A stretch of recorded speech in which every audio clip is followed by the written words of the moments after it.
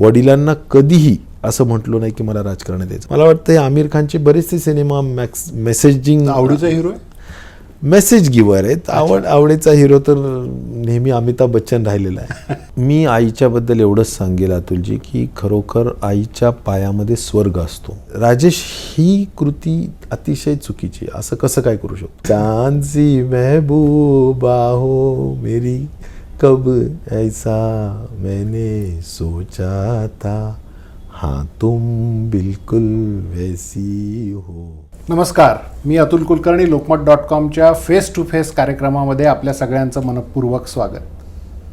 दरवेळी नवीन एक पाहुणे आपण घेऊन येतो आणि ते ज्या क्षेत्रात आहेत त्या क्षेत्राशिवाय ते कसे आहेत हे जाणून घेण्याचा प्रयत्न करतो.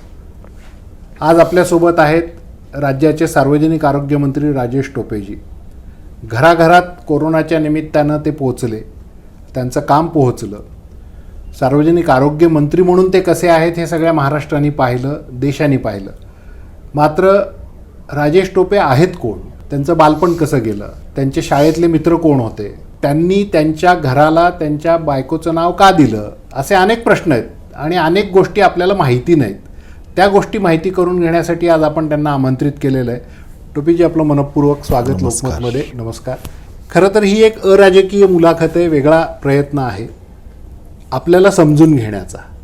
आपलं बालपण कसं गेलं, आपण शाळेत कसे होता, आता आम्हाला जेवढे तुम्ही शांत संयमी दिसता शाळेत तसेच होतात की शाळेत खोडकर होतात, इथूनच माझी खरं तर सुरुवात आहे प्रश्नांची. मला असं वाटतं की मी लहानपणी खरं तर अतिशय सर्वसाधारण लहान मुलांच्या सारखंच माझं बालपण गेलेलं आहे. म्हणजे अगदी जर म्हणाल तर माझ्या शाळेमध्ये मी पहिल्यापासून तसं अभ्यास करण्याची आवड होती आणि वर्गामध्ये पहिल्या 5 असायचो. अच्छा. म्हणजे कधी 5वा, कधी 3रा, कधी 2रा अशा स्वरूपाने आमच्या अतिशय चांगली नावाजलेली स्कूल होती आमची, होली क्रॉस इंग्लिश स्कूल म्हणून. आणि त्या ठिकाणी अतिशय सोसायटीची क्रीम ऑफ द सोसायटी असायची, त्यामुळे तिथे कॉम्पिटिशन असायची. पण अभ्यास करून त्या ठिकाणी नंबर मिळवण्यात आनंद वाटत असायचा. पण आमचा दररोजचा जो कार्यक्रम असतो, अभ्यास तर करणं पण आहे आणि बाकीचे खेळ वगैरे, म्हणजे आमचे क्रिकेट असेल, मैदानी खेळ असेल आणि सुट्ट्या हा आमचा आजोळाला जायचा. नगर जिल्ह्यामध्ये दिघी नावाचा आमचा आजोळ आहे, जिथे माझ्या आबासाहेब निंबाळकर जे एक्स मिनिस्टर आहेत ते माझे आजोबा आहेत आणि त्यांच्या गावी आम्ही म्हणजे तिथे जायचो. आणि त्या ठिकाणी खेळण्याचा आनंद म्हणजे गोट्या, कोया, म्हणजे जी आंब्याची कोया असते त्याच्यात त्या जिंकायच्या, किंवा मग सूरपारंब्या झाडांवर सुद्धा असायचे त्यावेळी. अगदी. आणि मी पोहायला शिकलो अगदी तिथं 5वी 6वीमध्ये विहिरीमध्ये. माझे मामा आम्हाला घेऊन मुटका मारायची, मुटका म्हणजे वरून फेकून द्यायची आणि त्याच्यातून आम्ही शिकलो. तर या सगळ्या गोष्टी बालपणाच्या मला सर्वसाधारण ज्या काही मुलं असायची त्यासारखंच. नाही, खोडकर नाही तसं, असं मला असं वाटतं मी खोड्या करणं माझ्या पहिल्यापासूनचा स्वभावच नाही. तो कधीच नव्हतं. मी कुणाला त्रास होईल असं कधी वागलेलो नाही आणि मला ते आवडतही नाही, माझ्या स्वभावालाही आवडत नाही. कुणाला दुःख देण्याचा विषय नाही. मी माझ्या जीवनात पहिल्यापासून कुणाला आनंद कसा देता येईल चेहऱ्यावर, त्याचं समाधान कसं बघता येईल. पण मग हे बालपण सगळं होत असताना जेव्हा तुम्ही कॉलेजला गेलात, कॉलेजचे मित्र मैत्रिणी, कारण मराठवाड्यासारख्या भागात तुम्ही शिकलात तेव्हा, आणि माझ्या माहितीप्रमाणे तुमचं शिक्षण ग्रॅज्युएशन होऊन खूप वर्ष झाली आता. त्यावेळेसचा मराठवाडा आजचा मराठवाडा खूप फरक पडलेला आहे प्रगत होण्याच्या दृष्टीने. तर त्यावेळेसचं वातावरण कसं होतं, तेव्हाचे मित्रमैत्रिणी आजही संपर्कात आहेत? निश्चित प्रकारे आहेत. मला वाटतं की आमचा 10thचा आपण जे म्हणतो युनियन, ते स्टुडंट युनियन किंवा त्या 10thचा जो बॅच आहे त्याची 10thची युनियन आम्ही आत्ताच मागे 2-3दा आम्ही एकत्र केलेली. आणि इतक्या वर्षानंतर भेटल्यानंतर खूप मनाला त्यावेळेसच्या सगळ्या गप्पा रंगतात. ह्या नेहमी बऱ्याच बॅचेस असं करतात. तर माझे तरी सर्व मित्र बऱ्यापैकी अधिकारी झालेत, बरेचसे उद्योगपती झालेत, बरेचसे माझे मित्र फॉरेनला जाऊन अमेरिकेला जाऊन सेटल झालेत. मी एकटाच कदाचित ह्या बाकी कोणी सार्वजनिक राजकारणात जीवनामध्ये आलं नाही?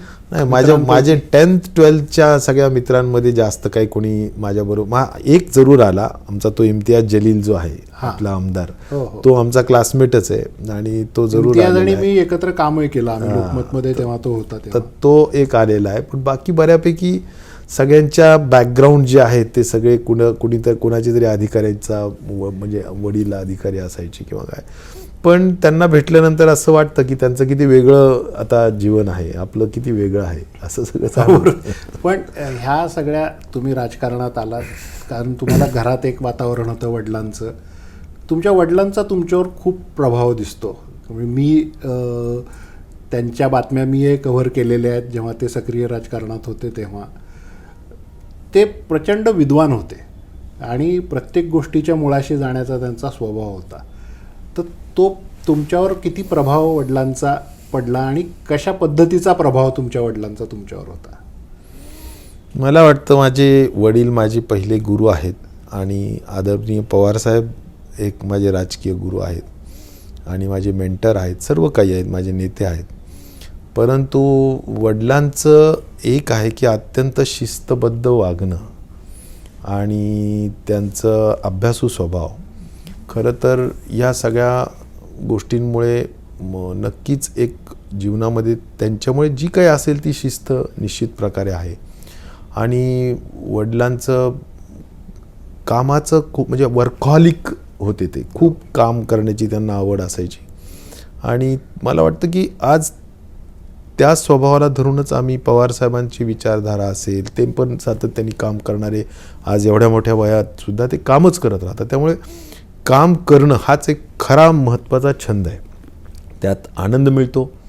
कामात मग्न राहणं, कामातून आनंद निर्माण करणं हाच मला वाटतं आमच्या सगळ्यांचं म्हणजे सगळी जी जडणघडण जी झाली ती त्याच अनुषंगाने झाली.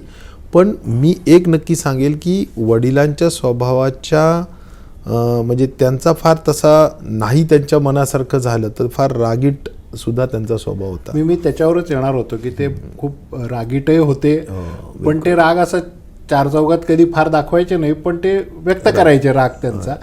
पण त्यांच्या रागाचा फटका कधी मुलगा म्हणून बसला का तुम्हाला? काही लक्षात आहे एखादा प्रसंग? नाही, मी तर म्हणेल नशिबानीच असे वडील मिळतात, खरोखर नशिबाने. आई असतील, वडील असतील, म्हणजे माझं म्हणजे आपण म्हणतो तसं की मागचं काही जन्माचं पुण्य असेल की मी अशा आईवडिलांच्या पोटी जन्म घेतला की ज्यांनी माझी खूप काळजी घेतली. अतिशय आदर्श वडील, अतिशय अभिमान वाटणारं त्यांचं संपूर्ण आयुष्य. म्हणजे नेहमी मला असा गर्व आणि अभिमान वाटतो की मी यांचा मुलगा आहे. कारण शेवटी त्यांचं अतिशय चारित्र्य संपन्न, कर्तृत्ववान, लोकांशी लोकाभिमुख, खूप आदर्श असं व्यक्तिमत्व म्हणून अंकुशराव टोपेंकडे सगळे मराठवाडा पाहतो, महाराष्ट्र पाहतो आणि मला खूप अभिमान आहे ह्या गोष्टीचा. आणि त्यामुळे त्यांच्या ह्या त्यांचा हा जो ऑरा होता एवढा मोठा कामाचा, कर्तृत्वाचा, आणि त्यामुळे आपल्याला वाटलं नेहमी की आपणही खूप काम केलं पाहिजे. आणि मला असं वाटतं की त्यांनी खूप मोठा त्याग, मी म्हणेल की राजकारणात त्यांनी वयाच्या 40व्या वर्षीच खरं तर ॲक्टिव्ह राजकारणातून म्हणजे त्यांना पुढे खासदारकीचे तिकीटं मिळाली नाही, पण नंतर त्यांनी माझ्या हातात माझ्या वयाच्या 25व्या वर्षी राजकारण सोपवलं. मला लोकसभेचं तिकीट दिलं, पवारसाहेबांनी दिलं. त्यांनी म्हणजे त्या ह्याच्यातून आम्ही पुढे आलो, युवक अध्यक्ष केलं. आणि मला असं वाटतं की बरेचसे वडील त्यांच्या मुलांना जर काही राजकीय असेल तर इतक्या लवकर आणत नाहीत. पण मला फार राईट टाइम एंट्री केली कदाचित. जेव्हा टिपवर होते त्यावेळी त्यांनी तुम्हाला राजकारणात संधी निश्चित. आणि त्यामुळे मला वयाच्या 29व्या वर्षी राज्यमंत्री पदाचं मला संधी मिळाली. आणि मला अजून आठवतंय पवारसाहेब म्हणाले की राजेश, मी 33व्या वर्षी राज्यमंत्री झालो, 29व्या वर्षी राज्यमंत्री झाला. आणि मग मी म्हटलं की साहेब खरंच आपले आशीर्वाद आहेत आणि आपण दिलेली संधी आहे. तर मला सांगायचा मुद्दा हाच आहे की वडिलांनी खूप लवकर हा निर्णय माझ्यासाठी घेतला. वास्तविक मी एक फार स्पष्ट सांगेल की मी वडिलांना कधीही असं म्हटलो नाही की मला राजकारणात यायचं. माझी इच्छा पण नव्हती, माझी ती मनाची किंवा माझी ती ॲम्बिशन पण नव्हतं. मला काय व्हायचं होतं तर मला सनदी अधिकारी ऑफिसर. तुम्ही तुमचे सगळे मित्र वेगवेगळ्या फील्डमध्ये गेले असं म्हणालात, तर मग आपण राजकारणात आलो नसतो तर काय झालो असतो, किंवा मग आपल्याला काय व्हायचं होतं, असा मूळ मुद्दा. नाही, मला खरोखर असं नेहमी वाटतं की आपण म्हणजे मला असं कधीही अतुलजी असं वाटलं नाही की आपण जे ठरवू तेच होतं. पण कधी कधी असं वाटतं नाही, डेस्टिनी प्रिवेल्स असं एक इंग्लिशमध्ये म्हणे की आपण जे म्हणजे जसं काय आपण डेस्टिनी जे असे आपलं ठरलेलं असं त्या पद्धतीनं होतो. म्हणजे माझी कुठेही मनात इच्छा नव्हती, माझ्या स्वभावाची धाटणीसुद्धा तशी नाही आहे किंवा म्हणजे सगळ्या जी काही आहे मला खरोखर असं वाटत होतं की मला पब्लिक वर्क आवडतं, लोकांचं काम करायला आवडतं, लोकांना समाधान द्यायला आवडतं. परंतु हे सगळं करत असताना आपण मला असं वाटत होतं की आपण IAS ऑफिसर जर होऊ शकलो तर त्यात आपल्याला खूप काम करता येऊ शकेल आणि सातत्य असतं. वयाच्या 60व्या वर्षापर्यंत आपण काम करू शकतो, वेगवेगळ्या क्षेत्रात जाऊन काम करू शकतो. त्यामुळं माझ्यावर एक खूप मोठा प्रभाव होता की आपल्याला IAS व्हायचं. आणि मी त्यासाठी खूप वडिलांना विनंती देखील केली. मी इंजिनिअरिंग झालो आणि त्यानंतर त्याच वेळेस सुदैवाने ते खासदार पण होते. त्यामुळे ते खासदार असताना मी असं म्हणालो की किती चांगलं वातावरण आहे, आज मी तिथे जाऊन अभ्यास करेल आणि हे करेल. पण त्यांना भीती कशी होती, मी एकुलता एक मुलगा, मी मुलगा म्हणून मला बहीण आहे डॉक्टर, तर त्यांना वाटलं की हा होईल आणि मग तो बाहेर जाईल कुठं, जर त्याला महाराष्ट्र खेळत नाही आणि मग आपलं हे जे काही आहे ते कोण बघेल किंवा काय. कदाचित तो त्यांचा विचार छोटाफार विचार असेल आणि तो विचार कुठल्याही आई वडिलाला आपलं मूल आपल्याजवळ असणं हे नाही. त्यांनी मी तुम्हाला खोटं नाही सांगत, पण मी त्यांना इतका रिस्पेक्ट करायचो की त्यांचा शब्द माझ्यासाठी प्रमाण असायचा. आणि त्यामुळे ते मला म्हणाले की म्हणजे त्यांनी आयडिया आहे फार असे लादायचे नाही, अशी काही त्यांची अशी म्हणजे ऐकलंच पाहिजे असं नाही, परंतु त्यांची मॉरल इम्प्रेशन एवढं मोठं होतं की शक्यतो त्यांना नाराज नाही करायचं. मग त्यांनी चांगल्या ह्याच्यात जर सांगितलं आपल्याला की नाही तू आता इंजिनिअरिंग झाला आहेस तर मग तू आता सूतगिरणी काढ, तुझं इंजिनिअरिंगचं ज्ञान त्याच्यात दे, मग आपल्या भागातली सूतगिरणी वाढवली तर एम्प्लॉयमेंट एवढी वाढेल. पण ह्या सगळ्या गोष्टीत मग मला सूतगिरणीचं चेअरमन केलं आणि आम्ही हळूहळू त्याच्यात सक्रिय झाला. हां, पण मग मला असं पण हे सगळं करत असताना इतका तुमच्या वडिलांचा तुमच्यावर प्रभाव असता, एखादी अशी हळवी आठवण कायम तुमच्या मनात राहिली का त्यांची, की आजही तुम्हाला ती आठवण म्हणजे आली तर खूप भावनाविवश व्हायला होतं, किंवा वडील आज असायला पाहिजे होते असं वाटतं, अशी कुठली आठवण आहे? नाही, मी म्हणेल की ते खूप जास्त प्रेम करायचे. मी असं म्हणेल की म्हणजे इतकं जास्ती काळजी घ्यायचे की मी मंत्री झालो, कॅबिनेट मंत्री झालो तरीसुद्धा मी विमानाने समजा औरंगाबादहून मुंबईला जरी लँड झालो तरी लँड झालास का, पहिला फोन लँड झाल्यानंतर त्यांचं लक्ष असायचं की किती वाजता लँड होईल, लँड झाला का, त्यानंतर जेवण केलं का. ह्या गोष्टी वयाच्या 40 आणि 35-45व्या वर्षी विचाराव्यात, याला मला वाटतं तेवढं म्हणजे मी म्हणतो खूप जास्त काळजी घेत होते आणि एवढं त्यांचा व्याप सांभाळून घ्यायचे. पण मग हे तर मला असं वाटतं की वडिलांनी ज्या पद्धतीने सांभाळलं, पुढे तुमच्या आयुष्यात तुमच्या मिसेस आल्या, लग्न झालं. तुमचं लग्न लव्ह मॅरेज आहे की अरेंज मॅरेज आहे? संपूर्णतः अरेंज मॅरेज आहे. का आधी तुम्ही दोघांनी ठरवलं? नाही, काही नाही, अगदी सगळं. मी सांगतो काय की वडिलांचे म्हणजे संस्कार असे होते की आम्ही ती हिंमत नाही करू शकलो. पण मग ह्या सगळ्या ह्याच्यामध्ये मला एक विचारायचं आहे तुम्हाला की तुम्ही तुमच्या घराला तुमच्या मिसेसचं नाव दिलंय. हे असंच फार कमी बघायला मिळतं. कोणी आईचं नाव देतं, वडिलांचं नाव देतं, त्याला मानणाऱ्या देवाचं नाव देतं. आपल्या पत्नीचं नाव घराला देणं हे थोडं वेगळे पण वाटतं. मला असं वाटतं की पत्नी म्हणजे जसं आई वडिलांच्या बाबतीत मी जसं नशीबवान आहे तसं खरंच एक म्हणजे पत्नी या नात्याच्या विषयी सुद्धा मी नशीबवान आहे. मी असं म्हणेल की अतिशय सुसंस्कारित आणि अतिशय सांभाळून घेऊन जाणारी राजकारणाच्या या सगळ्या धकाधकीमध्ये. खरं तर एखाद्या आमदाराला आणि मंत्र्यांच्या दररोजच्या त्यातल्या एवढं प्रचंड व्याप असणाऱ्या संपूर्ण आमच्या सहकारी संस्था, फॅमिली लाईफ हा विषय नसताना आज किती कटकट करतात म्हणजे आपल्या प्रत्येकाच्याच बायका. परंतु मी एक नक्की नशीबवान आहे की अजिबात म्हणजे सांभाळून घेणं, अंडरस्टँड करणं की त्यांचे प्रश्न काय आहेत, काय नाही, त्याग करणं प्रसंगी. आपल्याला त्यांना इच्छा असो नसो परंतु काहीतरी नवऱ्याला मदत झाली पाहिजे या दृष्टिकोनातून काही मतदारसंघातले लग्न अटेंड करणं, आपल्याला जिथे जिथे दुःखाच्या प्रसंगात कुठे आधार द्यायचा आहे, कुठे आपण अडचणीत आलो त्यावेळी कुठे सांभाळून न्यायचं आहे. मला वाटतं की हे नशिबानीच ह्या म्हणजे मी म्हणेल की मी नशिबाने ह्या सगळ्या पण मग बाबतीत हे सगळं असताना मुलांची देखील अपेक्षा असते की आपल्या आईबाबांनी आपल्यासोबत एक दिवस तरी घालवावा, आपल्यासोबत फिरावं, नाटकाला जावं, सिनेमाला जावं. हे अगदी कोणाच्याही घरात ह्या अपेक्षा असतात, त्याला कोणी अपवाद नाही आहे. तुमच्या मुलांची याच्यात काय मानसिक अवस्था असते? त्यांना वाटतं आईबाप आपल्याला मिळत नाहीत म्हणून? नक्कीच असणार. ते बिचारे बोलत नाहीत किंवा काही नाही, नक्कीच असणार. कारण खरोखर राजकारणी जीवनात लोकांना असं वाटतं की राजकारणी लोक, मंत्री लोक, आमदार लोक हे किती सुख वस्तू आहेत, त्यांना केवढं छानपैकी एवढं यंत्रणा असते, अधिकारी, पोलीस यंत्रणा, बाकीच्या सगळ्या गोष्टी. पण यामागे खूप मोठं कष्ट आहे आणि खूप प्रचंड काम असतं. आणि मला असं वाटतं की या सगळ्या गोष्टी मुलांच्या मुलांना खूप मोठा यातून म्हणजे त्यागच असतो. मी म्हणेल की त्यांना त्यांचे वडील मिळत नाहीत. ज्या पद्धतीनं एखाद्या नोकरी करणाऱ्या व्यक्तीचे किंवा एखादा शिस्तबद्ध एक टाइम टेबलवर, तर एक नक्की की हा फार मोठा त्यांचा त्याग आहे. ते आम्हाला सांभाळून घेत आहेत, मुलंसुद्धा आम्हाला सांभाळून घेत आहेत. पण मग जेव्हा तुम्ही मुलं एकत्र बसता घरात, जेव्हा केव्हा तुम्हाला क्वालिटी टाईम मिळतो, काय गप्पांचे विषय असतात? नाही, आता जो एकतर वेळ थोडा मिळतो आणि तो वेळ मिळाल्यानंतर त्यांना त्यांच्या अभ्यासाविषयी विचारणं किंवा त्यांना त्यांच्या आवडीनिवडीविषयी विचारणं. त्यांना कधीतरी आपण आता ट्रिपला आम्ही सिनेमाला जातो, मी त्यांना घेऊन त्यांच्या आवडीचे. मला नेहमी वाटतं की मुलांना आपण चांगले संस्कार करण्यासाठी चांगले सिनेमा दाखवले पाहिजे. मग आईवडिलांनी घेऊन जाऊन दाखवलेले सिनेमा मी माझ्याजवळ खूप आहेत.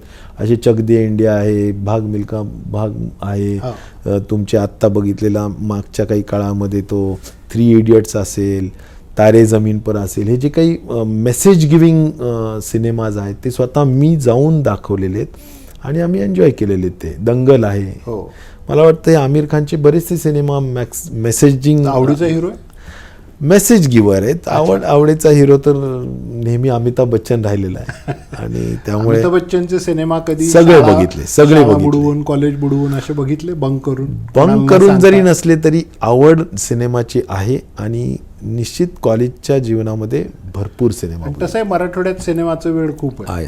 खूप सिनेमा बघितलेत. वाचनाची प्रचंड आवड आहे, त्यामुळे वाचन करण्यामध्ये एक मला मनापासून आनंद मिळतो. पण वेळ मिळतो वाचायला एवढ्या सगळ्या ह्याच्यात? वाचायला ज्या दिवशी वेळ मिळेल तो मला खूप समाधान देणारा दिवस असतो, पण वेळ मिळत नाही ही वस्तुस्थिती आहे. पण मग तुमचे छंद कोणते आहेत आणि कसे जोपासता? कारण मी बघतो आता गेले 1.5 वर्ष सकाळी 8 वाजल्यापासून तुम्ही चालू असता ते कित्येकदा मी रात्री 1-1, 1:30 वाजता भेटलेलो आहे. तर हे एवढ्या ह्याच्यातून वेळ कसा काढता आणि कोणते छंद जोपासता? मला सगळ्यात आवडता विषय खरोखर वाचनाचाच आहे. म्हणजे मला वाचायला खूप आवडतं. असं वेगवेगळ्या म्हणजे लोकांच्या काही ऑटोबायोग्राफीज असतील किंवा खास करून जे सेल्फ डेव्हलपमेंटचे असतील किंवा काही मोटिवेशनल्स आणि काही इंडस्ट्रीजच्या संदर्भात, बिझनेसच्या संदर्भात, इकॉनॉमिक्सच्या संदर्भात, नवीन नवीन ॲग्रिकल्चरच्या संदर्भात, सक्सेस स्टोरीज, वेगवेगळं वाचायला अनेक क्षेत्रातले विषय आवडतात. आणि मला असं वाटतं की फिटनेस हा एक मला आवडीचा विषय आहे. शक्यतो फिट राहावं प्रयत्न करतो. पण सकाळी बॅडमिंटन खेळायला जाता? बिलकुल. बॅडमिंटन मी 1 तास आम्ही खेळतो. राजभवनाचे काही अधिकारी लोक असतात, आमचंही काही मंत्रिमंडळातलं आमचे प्रायव्हेट सेक्रेटरीज वगैरे ते पण असतात. आणि माझी जालन्याला गेल्यानंतर सुद्धा तिथे गेल्यानंतर आमची एक डॉक्टर्सची टीम आहे, ती सकाळी आम्ही तिथे 1 तास निश्चित प्रकारे एक बॅडमिंटन खेळतो. आणि बॅडमिंटन आता माझा बराच डेव्हलप करण्याचा. जेव्हा राजभवनावर बॅडमिंटन खेळायला जाता तेव्हा राज्यपाल असतात खेळायला? कधी राज्यपालांनी परवानगी दिलेली आहे, त्यामुळे ते कधी नसतात. पण आता त्यांचं एज आहे, परंतु पहाटे 3-3:30लाच उठून नाही उठतात. ते खूप लवकर उठतात, वाचन करतात. त्यांचे बरेचसे चांगले असे छंद आहेत. परंतु आता मला वाटतं एज कॅनॉट म्हणजे परमिट करत नाही त्यांना. पण आम्ही खेळतो. आणि पण ते कधी भेटल्यावर गप्पा काय होतात तुमच्या दोघांच्या या सगळ्या बॅकग्राऊंडवर? आमच्या गप्पा बऱ्याचशा राजकारणाच्या होतात. मी त्यांना विचारतो आणि ते त्यांना राजकारणात खूप इंटरेस्ट आहे. फिर मैं CM था तो क्या करता था किंवा काय. त्यांना वाचनाची त्यांनाही खूप आवड आहे. आणि मला असं वाटतं की ते बोलतात, ते त्यांचं ते संपूर्ण विषय सांगतात की मी RSSमध्ये कसं काम केलं, मी आता हे कसं करतो सांगतात ते तात्विक आहे. पण मला एक म्हणजे या काळातली एक आठवण कोरोनाच्या काळातली आपली की आपल्या आई आजारी होत्या आणि त्यावेळेसची मी आपली धावपळ बघत होतो. बॉम्बे हॉस्पिटलला जायचं, आईला भेटायचं, बोलायचं, पुन्हा दिवसभर कामाला लागायचं. तो काळ मानसिकदृष्ट्या एक द्वंद्व तुमच्याशी असेल, त्या भावना काय होत्या तुमच्या त्या काळातल्या? मी आईच्याबद्दल एवढंच सांगेल अतुलजी की खरोखर आईच्या पायामध्ये स्वर्ग असतो. आणि मला तरी वाटतं की मी जसं वडिलांच्याबद्दल सांगितलं, आईचं नातं हे मला असं वाटतं की सगळ्यांना स्वार्थ असू शकेल. आई हे असं नातं आहे की जी अत्यंत निस्वार्थी नातं असलेलं आई आणि मुलांचं नातं, समर्पित भावनेनीच काम करणारी आई असते. आणि मला असं वाटतं की तिने माझ्याकडून कधी जीवनात अशा काही अपेक्षा केल्या नाही की बाबा मला हे नाही ते नाही, कधी तक्रार नाही, अपेक्षा नाही. फक्त तिला एवढंच वाटत होतं मरेपर्यंत, अगदी मृत्यू शेवटच्या क्षणापर्यंत, की आपल्या मुलाला कसं म्हणजे तिचा आशीर्वाद राहिला नेहमी. आणि मी म्हणालो तसं की या सगळ्या कोरोनाच्या ह्याच्यात संपूर्ण जे लोक लॉकडाऊनमध्ये घरी होते आणि काहीच कळत नव्हतं की खरोखर यामुळे कसा संसर्ग होईल. पण तुम्ही अनेक अफवा होत्या. भेटायला जायचा तेव्हा आईला सांगायचात काय महाराष्ट्रातली परिस्थिती आहे? नाही, काय बोलणं व्हायचं तिचं फार म्हणजे अशी म्हणजे बोलायची ती नक्कीच आणि समजून घ्यायची, काळजी घे एवढी म्हणायची. आणि तिचं नेहमी असायचं, जेवलास का आणि काळजी घे. आणि हे सगळं तिचं बिचारीचं, कमी शिकलेली होती आई, फार जास्त शिकलेली नव्हती, आमची 10वी शिकलेली होती, परंतु समजदार होती, विचार तिचा चांगला असायचा नेहमी. आणि तिचं दर्शन घ्यावं, तिचा हात डोक्यावर, ती नेहमी तिचं आशीर्वाद ती अशी डोक्यावर हात ठेवून द्यायची. आणि मला वाटतं की ती जी ऊर्जा असायची ती मला कुठेही निर्भीडपणे जायला मला कधी भीती वाटलीच नाही की आईचा आशीर्वाद आहे आणि मला काय होणार नाही. आणि खरोखर काही झालं नाही. मला कोरोना वर्षभरानंतर झाला. पण या सगळ्या काळामध्ये अनेक अधिकारी, अनेक नेते भेटले, ते सांगायचे की आज आम्हाला खूप हेल्पलेस झालं, आमच्याजवळ सगळं असूनही आम्ही एखाद्याला मदत नाही करू शकलो, एखाद्याला नाही वाचवू शकलो. तुम्ही राज्याचे आरोग्यमंत्री आहात, या काळात लोक तुम्हाला फोन करायचे, असं कधी वाटलं का की माझ्याजवळ सगळं आहे पण मी मदत नाही करू शकत? नाही, कोरोनाने तर इतकं शिकवलं की किती वेळही बोलता येईल यावर. परंतु म्हणजे कोरोनाच्या ह्या सगळ्या पिरियडमध्ये म्हणजे सगळ्यात सुरुवातीला हतबलता अशी होती की म्हणजे काही वेळेस तर आम्ही हॉस्पिटल्सला जायचो तर म्हणजे बेड्स अभावी बाहेर स्ट्रेचरवर रुग्ण उपस्थित म्हणजे पडलेला आहे आणि त्याला आत बेड नाही आहे, हे आम्ही डोळ्यांनी ज्यावेळेस बघितलं ना तर ते अक्षरशः संतापजनकही वाटायचं आणि खूप म्हणजे असं वाटायचं की हे आपण काय करतोय.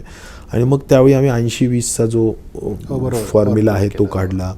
काही पेशंट्स असे यायचे, साहेब मी माझं सगळं विकलं आणि आता 20 लाख रुपये बिल झालं आहे, मी कसं करू शकतो. मग अशा वेळेस आम्ही म्हटलं की आपण ह्याच्यातून मार्ग काढला पाहिजे, हे कसे काय एवढे पैसे घेत आहेत. आणि मग आम्ही त्याला कॅपिंगचे निर्णय आणले. असे सगळ्या गोष्टी प्रसंगाने आम्ही फील्डवर होतो. म्हणजे आणि सगळ्यात महत्वाचं एखादा प्रसंग असा किंवा एखादी घटना लक्षात राहिलेली कोणती? नाही, घटना म्हणजे तुम्हाला एक सांगतो, ऑक्सिजनचं ज्यावेळी 65,000 लोक रोज पॉझिटिव्ह व्हायचे आणि त्यातले 12% लोक किमान ऑक्सिजनवर असायचे. आणि त्यावेळी ऑक्सिजनची टँकर आता कुठेतरी मध्ये आहे आणि आता काही तासात ऑक्सिजन संपणार आहे आणि जर संपलं तर ते ऑक्सिजन अभावी मृत्यू होतील अशी जी भीती असायची. त्यावेळी ह्या कलेक्टरला फोन कर, मग गाडीवाल्याला फोन कर, अगदी ड्रायव्हरपर्यंत ट्रॅक करून फोन कर की तू कुठपर्यंत आलास, तू लवकर जा तिथे. हे प्रसंग अनेक घडले. अगदी नगर जिल्ह्यामध्ये सुद्धा मला अण्णा हजारेंचा रात्री 12 वाजता फोन आला की औटोपे साहेब ते पुण्याचे लोक नगरचं टँकर अडवून ठेवले कारण पुण्याला खूप गरज आहे आणि त्यामुळं नगरला सुटलेलं टँकर आता तिकडे अडवले. मग रात्री कलेक्टर नगरला बोल, कमिशनर पुण्याला बोल. आणि ह्या जे काही प्रसंग होते हे अतिशय असं, आणि म्हणून मी त्यावेळेस खूप भावनावश होऊन असं हात जोडून म्हटलं की आम्ही भीक मागतो. मी काय म्हणायचो, मी दर्शन घेतो बाबा तुमचं, पण मला ऑक्सिजन द्या. असं आम्ही त्यावेळी भावनिक पण होऊन एक सांगितलं. थोडासा एक वेगळा प्रश्न या सगळ्या ह्याच्यात की या काळामध्ये तुम्हाला म्हणजे सतत तुम्ही माध्यमांच्या समोर होतात, तुम्ही ब्रीफिंग करायचा, ते सगळं छापून यायचं, चॅनलवर दिसायचं.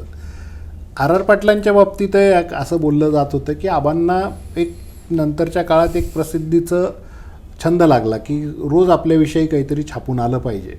आम्ही त्यांना गमतीने म्हणायचो, आबा आज काय बातमी द्यायची, इतकं असं. आता ती मैत्रीचे संबंध होते, त्याच्यातून ते व्हायचं. पण तुम्हाला असं वाटतं कुठं की आपल्या बाबतीत तसं होतंय थोडंसं? अजिबात मला कुठलाही असा म्हणजे पब्लिसिटीचा अजिबात विषय माझ्या मनात कधीही लवलेश नाही. कारण मी मागच्या 20 वर्षापासून राजकारणात, 25 वर्षापासून खूप ॲक्टिवली मंत्री म्हणून काम करतो आहे. परंतु कधीही मीडियामध्ये जा, मुद्दाम काहीतरी सांग. मी higher and technical education, medical education minister म्हणून खूप निर्णय घेतले, पण खूप जाऊन प्रेसला जाऊन बोलावं वगैरे नाही. जेवढं लिमिटेड एक प्रेस नोट काढणं, कधीतरी काही बाईट देणं, दॅट इज ओके. पण खूप जाऊन प्रेसच्या समोर जाऊन बोलत राहावं आणि मला खूप प्रसिद्धी अशा स्वरूपाने मिळावी अशासाठी जाणीवपूर्वक प्रयत्न करावं, असंही मी काही केलेलं नाही. याच्यात मी नॅचरल वेजनी जे काही काम करत गेलो तोच आहे आणि मी कधीही हापापलेलो नाही आणि तसं माझा स्वभावही नाही आणि मला वाटतं की तसं काही कारणही नाही. बरं, आपण शरद पवारांचा उल्लेख केला, ते आपले राजकीय गुरु आहेत म्हणालात.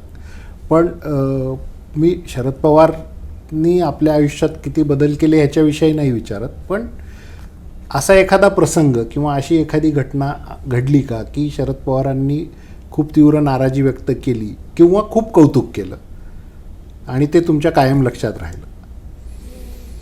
मला नाराजीचा प्रसंग अगदी खूप मी युवक अध्यक्ष होतो त्यावेळीचा एक छोटासा नाराजीचा प्रसंग, परंतु तो मी कायमस्वरूपी स्मरणात ठेवला. म्हणजे मी पवारसाहेब मुख्यमंत्री होते, ही 92-93ची गोष्ट असेल, आणि ते जालन्याला आले होते आणि मी जालना जिल्ह्याचा युवक अध्यक्ष होतो आणि मी जवळजवळ 1,500-2,000 हजार मोटरसायकलची एक रॅली काढली होती आणि त्यांच्यासाठी म्हणजे जालन्याच्या बाँड्रीवरून तर जालन्यामध्ये घेऊन येऊपर्यंत म्हणजे 1,500-2,000 हजार म्हणजे 3,000-3,000 हजार युवक डबल सीटमध्ये बसून मोठी रॅली झाली. मग ती रॅली घेऊन आम्ही गेस्ट हाऊसला आलो. तर त्यावेळी एक काँग्रेस अंतर्गत त्यावेळेस एकत्र काँग्रेस हे होतं, म्हणजे 92ची गोष्ट. तर त्यावेळी आमच्या ह्यातल्या अंतर्गत गटबाजीतलं एक भांडण झालं छोटंसं. म्हणजे एक कुणीतरी आता आमच्याच विरोधातला एक काँग्रेस अंतर्गत व्यक्तीनं थोडं तिथे काहीतरी म्हणजे आमची एवढी चांगली रॅली वर काही गालबोट लावण्याचा प्रयत्न केला. तर कार्यकर्त्यांनी त्याला थोडीशी चापट चुपट मारली त्याला की तू कसं काय मध्ये येतो. त्यांनी असं अडवणूक करून की बाबा काही निवेदन द्यायचं, मग साहेबांची म्हणजे ताफा थांबवायचा आणि ते द्यायचं.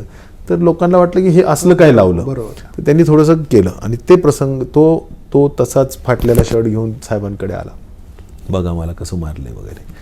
तर त्यावेळी साहेब म्हटले की राजेश ही कृती अतिशय चुकीची, असं कसं काय करू शकतो. म्हटलं साहेब मला काही माहीत नाही, म्हणजे मी त्याच्यात नव्हतो, मी काही त्यात नव्हतो, हे माझ्या पाठीमागे झालेला विषय आहे, मला तर ते माहीत पण नाही. त्यावेळी त्यांना असं वाटलं की हे काही यांच्या सूचनेवरून झालं का काय. तर त्यावेळी थोडे नाराज झाले होते. तो एक प्रसंग जर सोडला तर आयुष्यभरात नेहमी त्यांची एक इन्स्पायरिंगच लीडरशिप नेहमी राहते आणि त्यांचं नेहमी कौतुक पण त्यांनी खूप केलं. आता कोरोनाच्या ह्याच्यात सुद्धा आमच्या वर्धापन दिनाच्या निमित्ताने सुद्धा त्यांनी अतिशय जाणीवपूर्वक कौतुक करून सांगितलं की. आणि मला पण आपण जो किस्सा सांगितला शरद पवारांचा की म्हणजे ते पुण्याच्या एका कार्यक्रमातही बोलताना असं म्हणाले होते की मी पूर्वी अँबॅसेडर गाडीत फिरायचो तर माझ्या मागे 10 अँबॅसेडर दिसायच्या, नंतर मी दुसरी गाडी घेतली तर त्याच ब्रँडची गाडी माझ्या मागे दिसायला लागली. आता मी माझे वय, आजार हे सगळं लक्षात घेऊन थोडी वेगळी गाडी घेतली तर तशीच गाडी माझी मागे दिसते. तर ते बोलताना असं म्हणाले की मला अँबॅसेडरपासून या गाडीपर्यंत यायला 50 वर्ष लागली, कार्यकर्ते मात्र 2 वर्षात कसे गाड्या बदलतात, असा त्यांनी प्रश्न उपस्थित केला होता. म्हणजे इथं बारीक लक्ष त्यांचं असतं. अशी काही एखादी आठवण शरद पवारांची सांगाल की जी कधी तुम्ही कुणाजवळ बोलला नाहीत आणि ती तुम्हाला कायम शिकवण देणारी ठरली. नाही, पवार साहेबांचं मी म्हणतो ना, पवार साहेबांचं सानिध्यात राहणं म्हणजे त्यांनी अगदी, मी सांगतो काय की त्यांनी नेहमी हेही सांगितलं आमच्यासारख्यांना की आपण चांगला बिझनेसही करा. राजकारण हा काही बिझनेस नाही आहे. राजकारणच्या व्यतिरिक्त सुद्धा तुम्ही म्हणजे चांगला बिझनेस वेगळा करा, व्यवसाय करा. तुमच्या स्वतःचे व्यवसायाचे काही चांगले सोर्सेस असले पाहिजेत. हे एखाद्या आपल्या घरच्या व्यक्तीसारखं, वडीलधाऱ्या व्यक्तीसारखं सांगण्याचं काम ते नेहमी करतात. आणि मला वाटतं की एक प्रॉपर दिशा देण्याचं काम, मंत्री म्हणून सुद्धा एवढ्या मोठ्या राज्यात तुम्ही फिरलं पाहिजे, राज्य कळलं पाहिजे. तुम्ही तुमचा फक्त जिल्हा एक जिल्हा आणि मतदारसंघ एक मतदारसंघ, तिथून उठायचं की मंत्रालय की घरी. राज्यात फिरा, राज्यात गेलं पाहिजे. एवढ्या मोठ्या राज्याचे प्रश्न, तुम्ही 12 कोटी जनतेचे मंत्री आहात. हे जे काही छोट्या छोट्या, तुम्ही आठवडा कसा घालवला पाहिजे, 3 दिवस मंत्रालयात बसलंच पाहिजे, त्याच्यानंतर फाईलवर कसं करावं, चुकीचे कामं कशी करू नये, कुठल्याही चुकीच्या गोष्टींमध्ये कसं आपण इन्व्हॉल्व होता कामा नये, त्यांचा फार कटाक्ष असतो त्या बाबतीत की कुठल्याही परिस्थितीत. आणि सगळी शिकवण ते बारीक बारीक म्हणजे जसं अगदी लक्ष ठेवून असतं. ते दर महिन्याला बीटिंग घेतात, त्याच्या बाबतीत माहिती सांगतात, कुठे चुकत असेल तर त्याला समज देतात. मला वाटतं की इतकं चांगलं सांगितलं. महाराष्ट्रात फिरलं पाहिजे. तुम्ही कोरोनाच्या निमित्ताने एकही गाव नसेल महाराष्ट्रातलं की जिथं गेला नाहीत, सगळीकडे फिरून आलात. हे फिरताना खूप प्रवास व्हायचा, दगदग व्हायची, अशा वेळी काही गाणी ऐकणं किंवा गाडीमध्ये असताना काय विरंगुळा असायचा? अजिबात विरंगुळा नाही. फोन थांबायचाच नाही. मी कोरोनाच्या ह्या मागच्या 3 वर्षामध्ये, म्हणजे ह्या 1.5 वर्षामध्ये 3 फोन बदलले. म्हणजे नंबर्स नॉनस्टॉप वाजतात, नॉनस्टॉप फोन वाजतो. मग तो मी हळूहळू पहिला नंबर, तो माझ्या पी ए, सगळे नंबर्स आहेत, पण मग ते पी एला द्यावे लागतात कारण नॉनस्टॉप मी नाहीच घेऊ शकत. मग बऱ्याचदा असे तर प्रसंग इतके, म्हणजे आत्ता कुठेतरी थोडंफार जरा नॉर्मल्सीला आलेली परिस्थिती, गाणी बिणी ऐकावी वाटतात. तर आता करूया. आता थोडंसं कोणती गाणी आवडतात? पण म्हणजे जुनी आवडतात? सगळी जुनी गाणी आवडतात. लता मंगेशकर, मोहम्मद रफी, तुमचे किशोर कुमारचे जे अतिशय काय म्हणायचं त्याला, लव्ह सॉंग्स मधले. एखादा आठवा म्हटलं तर कोणतं गाणं सांगाल ज्याच्यावर आपण या चर्चेचा समारोप करू शकू? असं गाणं काय सांगाल? चांद सी मेहबूबा, ते गाणं जे आहे ते एका व्यक्तीवर आहे आणि ते मी माझ्या पत्नीसाठी म्हटलं होतो. म्हणजे मी म्हटलं होतो, मला आवडलं पण. हा म्हणजे म्हटलं होतं की असं की आता वहिनींसाठी म्हणल्यानंतर 2 ओळी म्हणा, त्याच्यावरच संपू आपण ही चर्चा. सगळ्यांना माहितीच होती की चांद सी महबूबा हो मेरी, कब ऐसा मैंने सोचा था, हाँ तुम बिल्कुल वैसी हो जैसा मैंने सोचा था. धन्यवाद.